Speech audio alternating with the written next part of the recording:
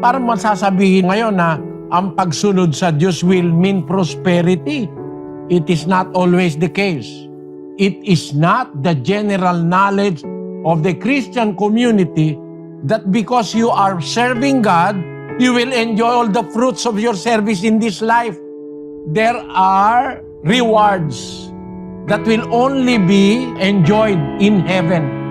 Although hindi natin inaalis yung possibility na in some cases here on earth, it is not a guarantee that if you serve the Lord Jesus Christ on earth, you will enjoy all the prosperity in life that this world promises and this world may allow. The logic of the verse is, rejoice ye in that day and leap for joy. Behold, your reward is great in heaven. Pwede